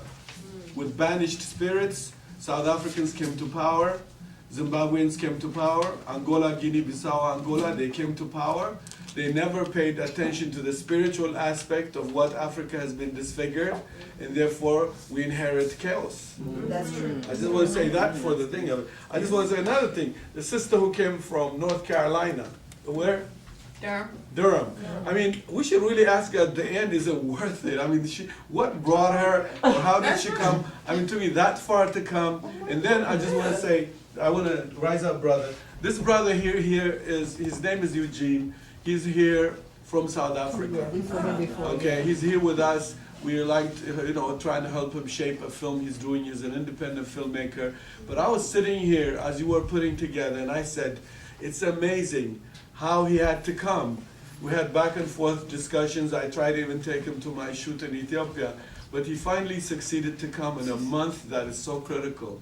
And he ended up, looking at shrines that have been so distanted in the minds of Africans. And he's here seeing African descendants, who are not crazy, going back to things that in Africa we have near ourselves. We have them, but we think they're so primitive and uncool to us who went to schools, European schools, Eurocentric schools. Most of our leaders went to Catholic and Protestant schools, from Mugabe to whom you have. That's their nurturing. And the first thing they did to us is hate the local ancestral relationship people have. And I was just thinking about him and saying it was a fantastic accident that he's subjected to come here. Just the last one. Sankara, I'm sure you know him, the Burkina Faso leader. I'll never forget him. When he came to Harlem received him like this. They received him with their precious, attempt to recollect Africa. They danced for him African. They danced for him And he said to his ministers at that night, look at this people here. In Africa, we're quick to sell our culture. But look at these people, how greedily they protect Africa here. And he said, I think someday culture will disappear in Africa and we'll find it in the diaspora. A very unfortunate statement, but a very powerful statement, I'll tell you. And thank you. In truth, though, Holly, the Yoruba tradition of the Yoruba religion, that has been an argument between the Yorubas in Nigeria and the Yorubas, for example, in Cuba and in this side. Because when Nigeria threw it away for Christianity, it was the diaspora that held on to it and tried to reteach it so that we could go back and pull this together. Now, of course, the tension is who has the real, the authentic, whatever. Okay, because you know we got to find a way to be divided. But in you know, the last little part is we mentioned about what happened in Ottawa. We talked about the movie in terms of Sankofa, but other real life experiences. The Maji Rebellion, that's what I did my master's on. Magic water, that's Tanzania. What did they do? The priests came together, the traditional priests, and prayed and put holy water on people so that they would feel as though they were invincible, so that they would go forth and fight for their own freedom. And they succeeded, so we have Tanzania as an independent country. In Haiti, it was Bookman who was the spiritual leader who was behind Toussaint and the others, who did the same thing in terms of reaching back and dealing with the ancestral ways and reaching for the ancestors and that spiritual realm to give the people the courage. And what is the success? You had for the first time Africans of every class coming together to fight for one freedom, and that is Haiti. Had it not been for Haiti, the United States would also not be what it is, because there would have been no Louisiana Purchase, et cetera, because it was the Haitians that came to the U.S. aid to show them how to fight that made that possible for the United States to purchase that whole piece of land. And the Haitians, the U.S. will always go after them. Why? Because they were the first slave community that was able to create an independent African nation in the Western Hemisphere during the time of slavery. 1804, the United States didn't abolish slavery till when? 1865. 1804. They just changed. Well, that's right. Yeah. The chains are here. I'd like to go back to a couple of points made earlier. When we think of the Smithsonian Institute, a museum here in this country on the National Mall with our artifacts in them, with the entrances to our shrines, in the museum. It is no accident that these critical elements have been locked away in that museum. I've always wanted to be in there at night when there was no one around. We have to understand what our role is. Sister Tendai talked about the fact that on the continent they have sold the culture and have let it go, and they're turning to Western religions. If you can center yourself and see that quite possibly the reason that we were taken out, one of the reasons that we were taken out and we are here, living in the belly of this beast now and understanding it, and while we are still trying very desperately to hold on to African traditions, it might be our mission to restore that on the continent. Because when we go back to the continent, wherever country we go to, attempting to wear African attire, attempting to learn the traditional healing ways, they think we're crazy, okay? Because they've released it. Maybe it is our mission to bring it back. So be serious about yourself. Understand your history and understand what that mission is. It has to be a reason why we were born here. And so do what you can first to heal ourselves in this place, and then you can go back home. Dr. Clark says that our mission, that we brought the first civilization to the world, that perhaps our mission as an African people is to bring civilization once again and humanity to the rest of the world. Kwasi. Yeah, I just wanted to share when you this piece about the Dismal Swamp. I don't know if you know where it's located. Does anyone know where it's located? Yes, yes. It's in, We have the map and we have the. Yeah. I think Interstate 85 runs through it. Yes. Yes. But also, just to add that, Nat Turner's father was one of the leaders in the Dismal Swamp. that's right. also. And that's exactly Even my Nat Turner point. himself, when he disappeared briefly, that's where he He was. went. That's history doesn't account it because they try to.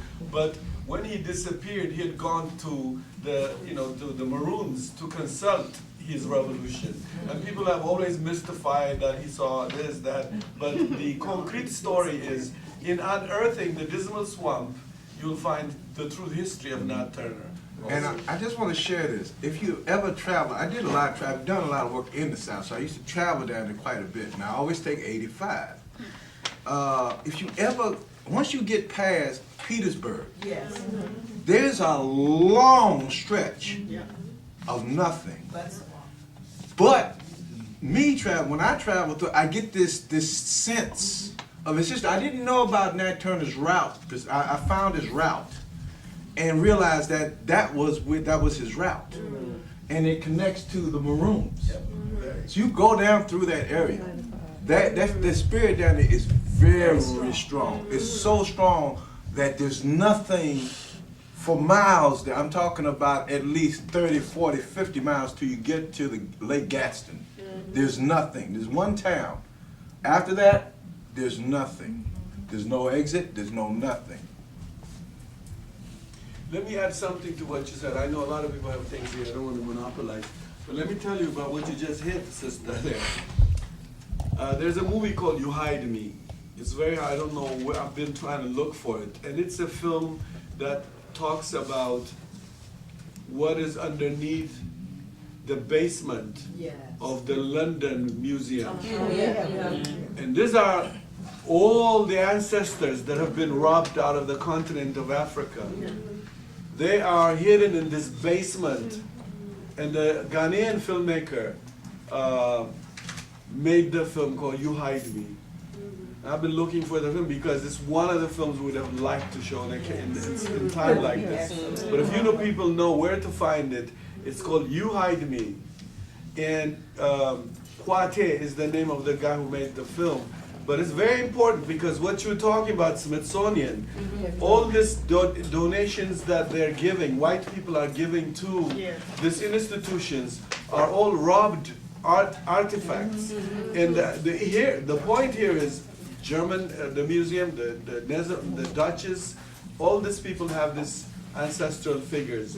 And the problem is exiling the ancestors predates exiling the living bodies of black people. And that is like the most untouched history, that they exiled those ancestral figures. I call them ancestral figures because wood carvers, I've did a lot of research. In fact, I'm about to hopefully begin a film in the Limpopo region of South Africa. It's about wood carvers and the relationship of these ancestral figures and the liberation struggle in the time of this, and the displacing. What I'm using in the film was the displacing of the wood carver, who is a spiritual wood carver, from his son, through colonial missionaries, began the breakdown of Africa. Because Africa wouldn't have succumbed hadn't they caught the talking drummers and the wood carvers. This is the first casualties were the African artists into the destruction of the way Africa in the end depopulate. I don't want to take too much of your time, but it's a serious issue. How do you spell Kwate, please? I don't know. Okay. Sharik Kwate, how do you spell his name? Kwate. K-W-A-T-E, I believe. Kwate. A carver, and you talk about a spiritual person, and then because he was also a priest. But every head of household in certain traditional communities was the priest, because that head of household was the person who was responsible for the rituals for the family. Well, it's like, I'll tell you, if I ever make that film, the script is called In the Eye of the Storm, because that is the first casualty. Yes. And you can tell, even in inner cities in America, where you see total destruction, the musician, the artist, the drummers are totally non-existent. Right. Wherever there are artists, Wherever there's Kankara, there's life. Right. That's connected. That's connected. In 1957, Kwame Nkrumah commissioned, if you will, a number of traditional priests to go to other African countries to I guess create a council of other priests in order to solidify that energy. That's a very important point for this man who was educated in Western communities to understand the power of the traditional priests and to get priests to do the work of trying to solidify. We know that from 1957 until like 1972, we had one African country after another achieving independence. Unfortunately, the people who were put in place to rule over them were also trained in the West, so it did not do what it was intended to do. But the people, well, yeah, you're right.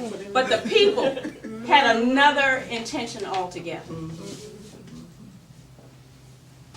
Here. My name is Bruno. I'm originally from Tanzania. So actually for myself today is really great day because I'm here just because I bought the film, the Sankofa, and me and my family, we just watched. Everything we saw in the movie today with my family is the same thing we know back home. So I was very much impressed. I'm not a movie guy, but I'm very much tradition because I do believe movies is just like. So what are we trying to do now? We're trying to do HIV and AIDS training back home in Africa because people dying every single day. But what I want to mention with you is I feel really great spirit today. I didn't even know I'm going to be here this much time. So I feel like this is great. So when sister you mentioned about the Maji, I know what you're talking about. Even myself, in order for me to be success, I have to go back in Tanzania and do the same thing, called the whole spirit, the whole people who pass, the whole sisters, in order for me to be success. That's how we do all the time. So I know exactly what this is about. Even now I'm talking, I feel my nerves really. So I know this is very important. That's for real. Even back home, people, they don't believe going to church. They believe. That's for real. So I feel like I'm very much connected with the brother here. I never even seen him. But I made one call. I don't know who picked up the phone today. She told me, why don't you come over? We have something today. I thought maybe I'm going to watch a movie. I didn't even know what's going on here. So I started to energize myself to become a part of the whole thing. So myself, I'm so excited. And I'm going to tell my community from Tanzania, Kenya, South Africa, we have our community staff to explaining to them because we are very much familiar with this. And I was really shocked. I didn't even know, what is this? I said, what is the voodoo stuff? What is going on here? So I was trying to find out. But I realized this we do all the time in Africa. I do too. Me and my twin brother, when we go home, we do the same thing. So I'm very, very much excited. And I feel really part of this 100%. So thank you very much. In Swahili we say asante. Okay, good. So I'm excited. And I have to go because I have to be home before 10. So I do hope to see them another time. Thank you very much. Leave your information. Thank you very much. That's what we need.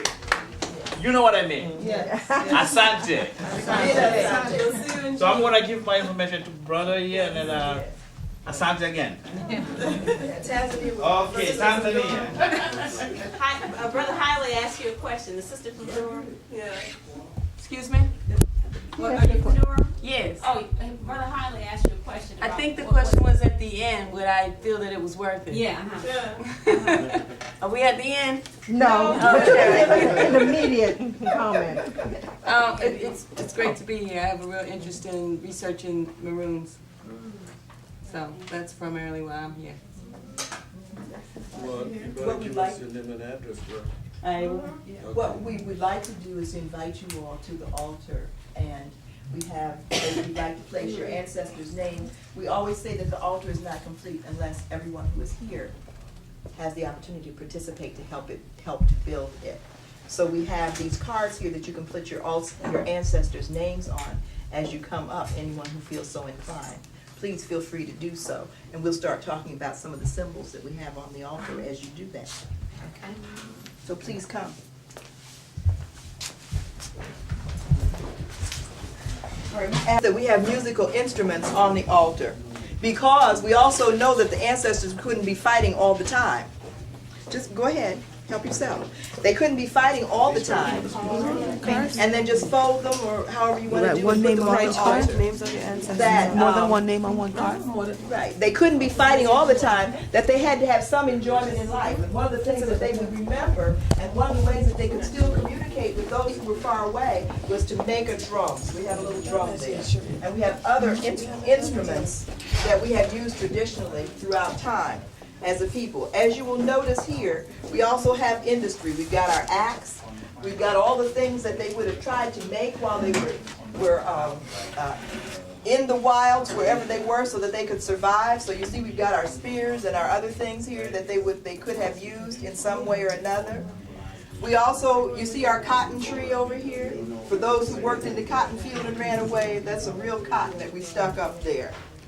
We have fruit on the altar so that we can feed our ancestors. We have light on the altar because you know when somebody's coming by your house at night and you want them to know it's your house, what do? Put a light out for them, don't you? Turn the light on, the house with the light on. So we have light on our altar so that the ancestors feel welcome. They know that they are welcome to come.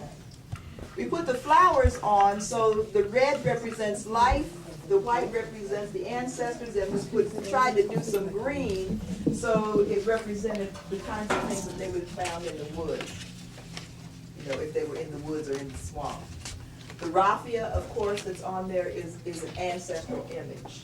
As you can see, for ritual and so on and so forth, we put raffia on the altar. This is the first time we've ever put the ankh up there, because in praying, the ancestors wanted to be reminded that they are alive, that their energy is with us, and how would they be alive? Because you're alive. Don't you have the blood of somebody in your body? Okay. And they didn't even know anything about DNA. The raffia. That's raffia.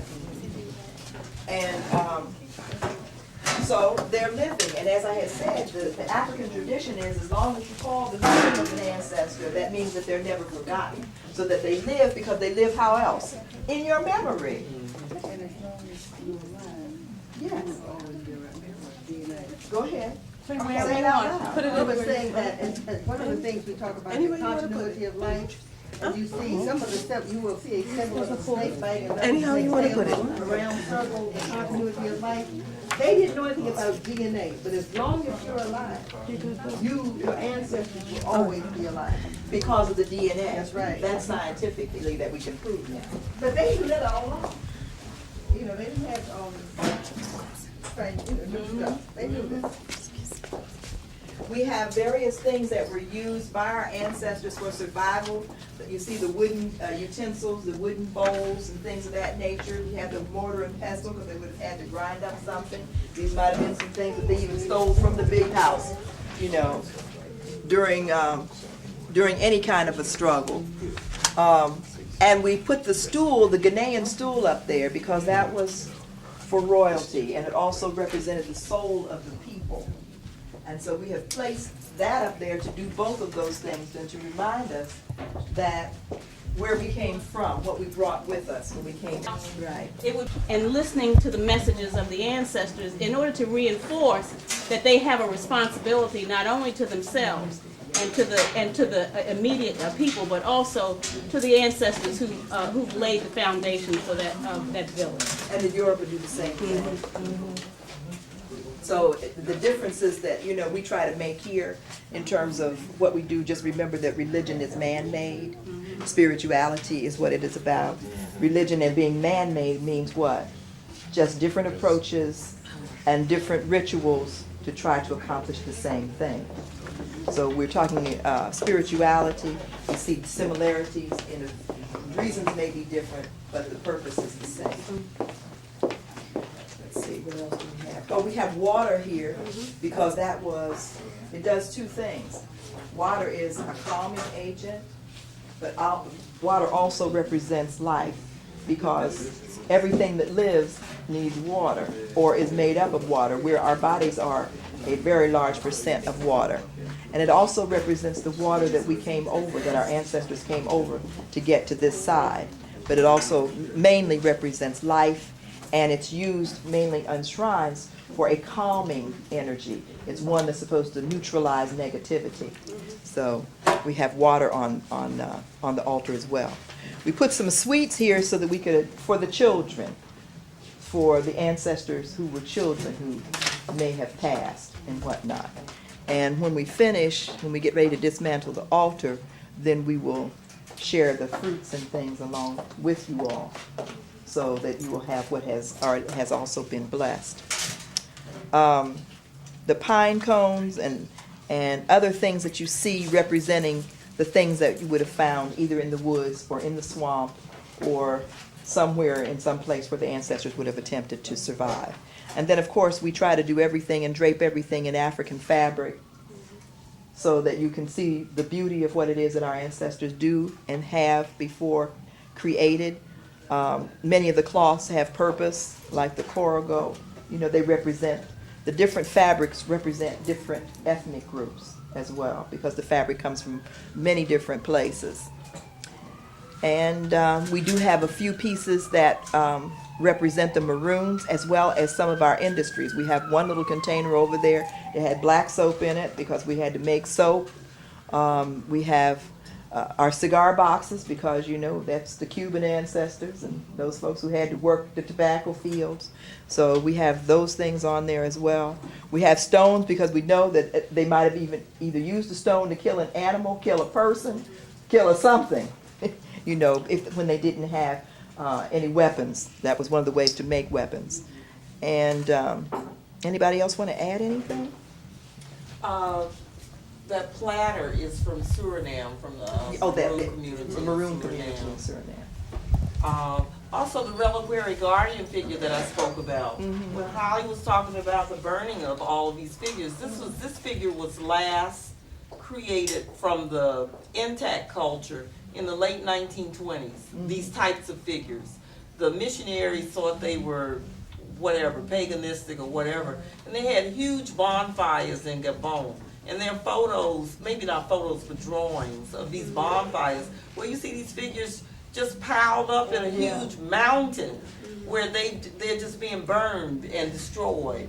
And so I think the last time they actually created an authentic Coda Reliquary guardian figure from the culture was in the late 1920s. This figure there, and it also appears is one of the symbols in the ADACI logo as well. Yeah. I have a question.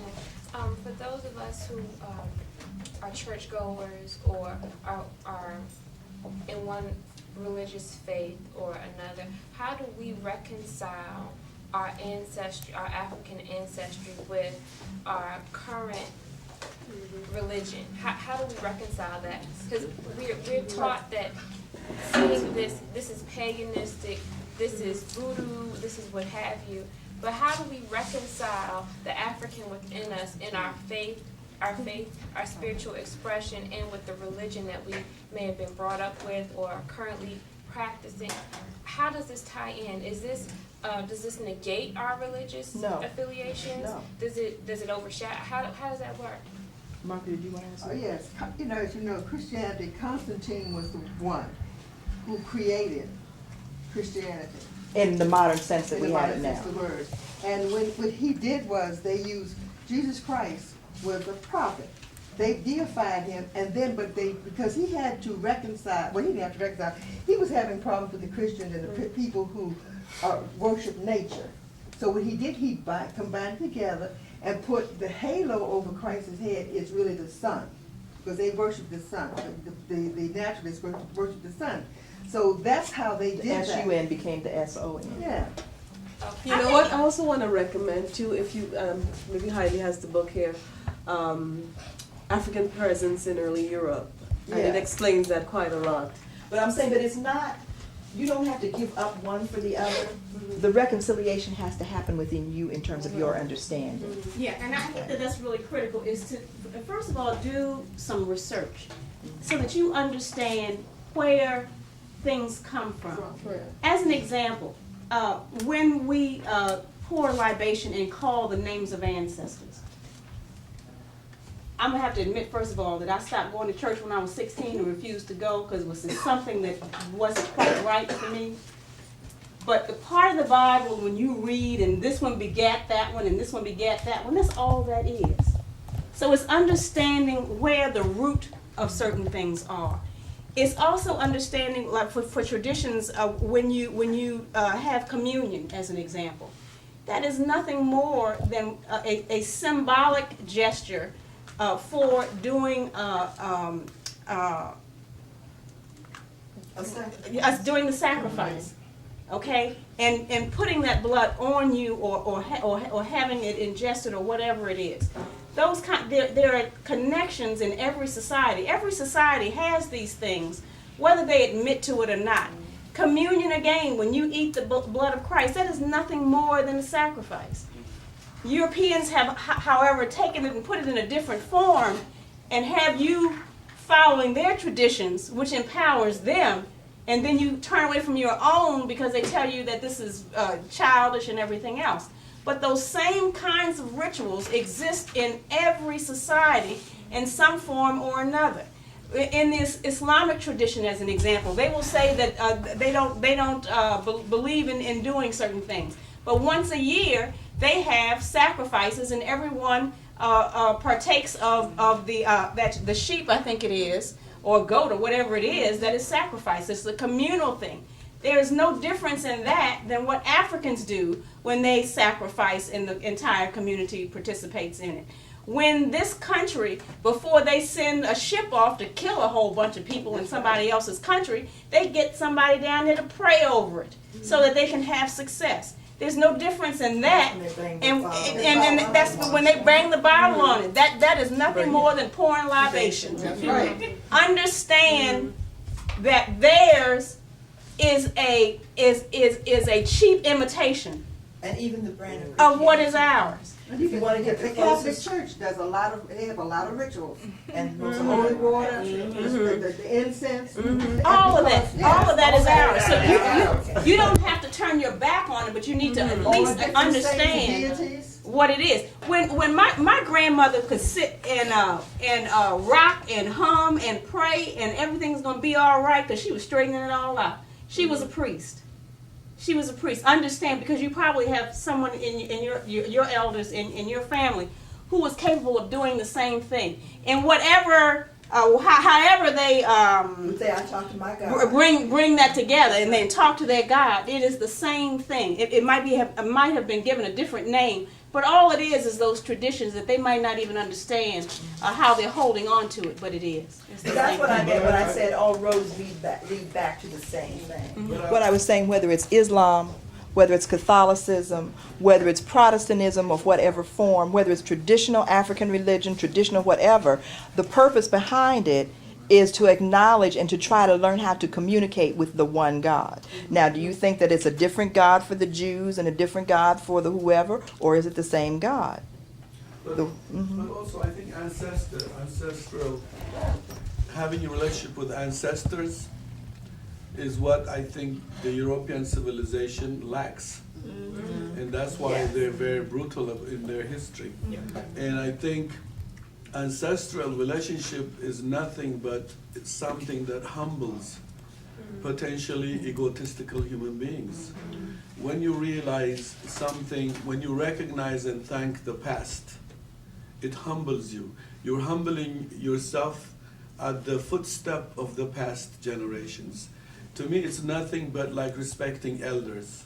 You know, my grandmother, you know, none of us could disrespect my grandmother. It's just the cultural density informs us that if we disrespect our grandmother, that something bad will happen to us. And so to me, it's really respecting origin, respecting and coming in grips with the fact that you are nothing but a bridge from the past to the future. And I think the Christian dichotomy is that they confused the role of ancestors. One, and it's not because they didn't understand it, Paula. I think because everywhere there were ancestral relationship, there was resistance. They couldn't succumb to the colonizers. They vilified their name in Zimbabwe. There's many historical characters, women and men, who fought colonialism. Their energy was ancestral. They recharged themselves before war from ancestral talking, ancestral paying tribute. And for example, when you eat, we have nufro, by the way, out there. An Ethiopian woman made the nufro. The nufro is chickpea and barley. But basically what it is that my mother's Catholic. But before she eats this nufro, she will sprinkle it around the house for the kolle, she calls it. And to me, that's why she's great. That's why she's spiritually anchored.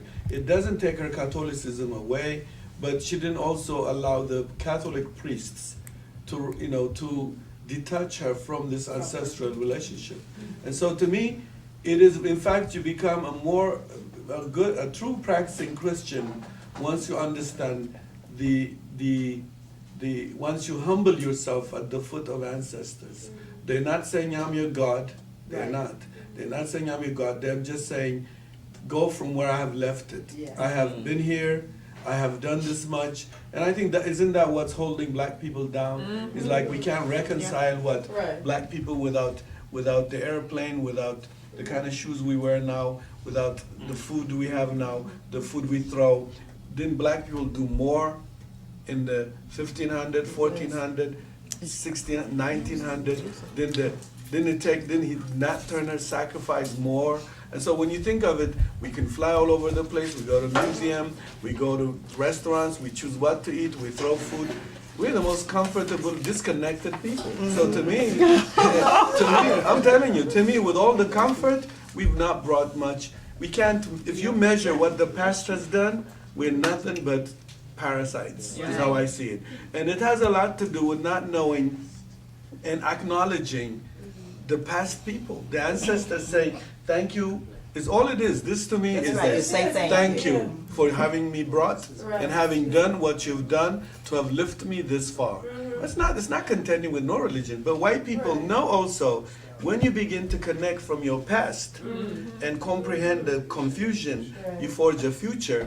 They know you're trying to say, I'm not going to be a modern slave. Right. But you still could be, like, let me tell you, Sankofa, which one time in Baltimore, we showed Sankofa, usually church groups will come and bulkily take it. Catholic group came, and I'm Catholic raised, I don't practice, but when the Catholics came, my knee, from the way they brainwashed me, I had a hard time standing. So, and then the sister who organized it said, please, can you stay and talk to the audience? I got more in trouble. There was 3 priests who came with them, 1 African American, 2 white priests. I was trembling because in Catholicism, it's out of guilt, they always dominate you. Guilt. Everything you did, you have to confess. And so I was scared. Then the film showed, at the end, the discussion blew my mind. The sister who organized it said, I'm a Catholic, I am a very strong Catholic, I believe in myself, I respect my religion. But the history of Catholicism, the history of Catholicism, I will never apologize for what they have done. They have done crime. The priests are there. And I just turned, hugged her, and I just relocated my legs to her. And added up one thing, let me just say, and I added up, I said, in fact, the Pope used to bless the ships, and the young people, the young white people going, they would be blessed, saying, you're going for your country, you're going for war. This is the purpose of your trip. And they were brutal. They were like, when they attacked villages, they were calling Jesus' name. And they used to baptize those before they put them on the ship. But no, even in the war, when they attacked villages, they used God's name. I have for you quotations of people who used those words and how they killed people. There's a whole big book where whites wrote their daily brutal thing they did in villages. And Africans fought to death. They fought because that's human. But they used to utter God. And the Africans were uttering their ancestors. And some of them got caught before they consulted with their ancestors. And so to me, I don't think you have, for me, in fact, what you should really is in your church, there is a shrine there. Often a Eurocentric shrine, except in in the Brothers Church in Willie Brother Wilson's. Willie's. Most of it is a European shrine, and my sister told you. It's a fact, but we have to also be greedy and have a statue of our ancestors. Look at it. Why do you think white people name all the streets, even for plantation That's owners? right. where they have, Streets, towns, Why is there rivers. so many from here to North Carolina, all the way to wherever you go, Louisiana? Why is there all this statue for white people who killed Native Americans and black people? Why? Because it empowers white people. It locates them, maybe evilly, but it locates them from a historical perspective that they have come.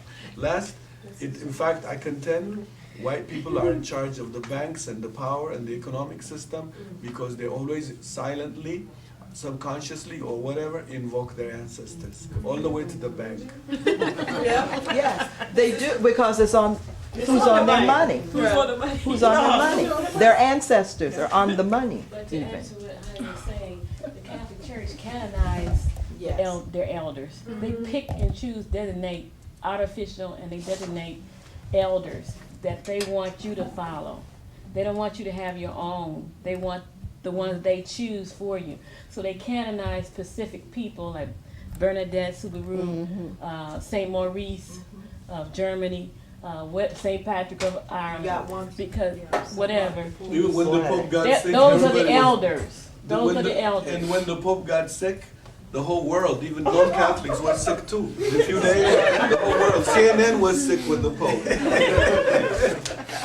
But those are the elders, and they haven't given up elder worship. You think they have, but they haven't. And every statue you see is a shrine to one of their ancestors. So I'm saying every statue you At see. the same time, they burn other people's shrines. But see the continuity, if you go into a Pentecostal church on Sunday and see those sisters and brothers in there getting the spirit, that's possession. When I was in the Maroon community up in Acapulco in Jamaica, I happened to be there on a Sunday morning, and I mean it's rough getting up there. So I don't know how in the world those missionaries got up there and built that church on the hill, but they did. But that Sunday morning, when they were in there singing spirituals and they got possessed, they sounded exactly like possessions that I had heard the previous year when I was in Ghana. There's a continuity there. My sister, there is a question. I want to say to you, in coming to some understanding for myself, it was important to understand concepts of African spirituality separate from religion per se. So That's why I said there's a difference between religion and spirituality. But also spirit possession was also where black people were not permitted.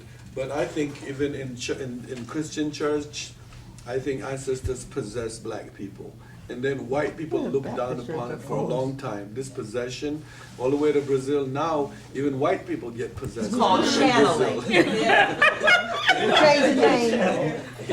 And sister, you have created your own personal shrines, and you probably don't even know it.